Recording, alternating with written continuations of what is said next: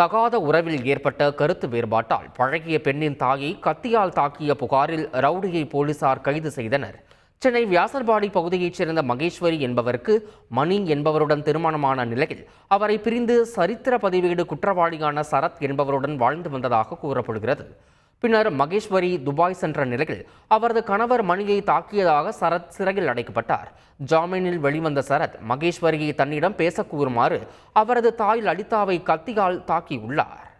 நாமக்கல் அருகே கட்டட தொழிலாளி ஒருவர் ஏரியில் சடலமாக மீட்கப்பட்ட விவகாரத்தில் போலீசார் 4 கைது செய்து சிறையில் அடைத்திருக்கின்றனர். நாமக்கல் மாவட்டம் கோவிலம்பாளையத்தைச் சேர்ந்தவர் மணிகண்டன்.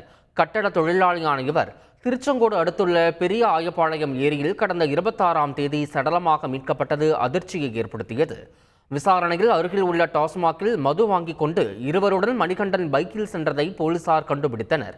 இதனிடையே திருச்செங்கோடு சாலப்பாளையம் பகுதியைச் சேர்ந்த மன்னு, மாதேஸ்வரன் மற்றும் கார்த்திகேயன் ஆகிய மூவர் இந்த சம்பவம் தொடர்பாக போலீசில் சரணடைந்தனர்.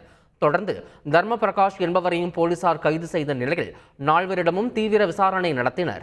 விசாரணையில் 4 மணிகண்டனின் நண்பரான நிலையில் சம்பவத்தன்று ஒன்றாக மது அருந்திய 4 மணிகண்டனிடம் மது போதையில் பணம் கேட்டு மிரட்டியிருக்கின்றனர். முடிவில் பணம் தர மறுத்த மணிகண்டனை 4 கத்தியால் குத்தி கொன்று அருகில் உள்ள ஏரியில் சடலமாக வீசியது தெரியவந்தது. இந்த நிலையில் 4 நீதிமன்றத்தில் ஆஜர்படுத்தி போலீசார் சிறையில் அடைத்தனர். செய்திகளை உடனுக்குடன் தெரிந்து கொள்ள உடனே சப்ஸ்கிரைப் பண்ணுங்க.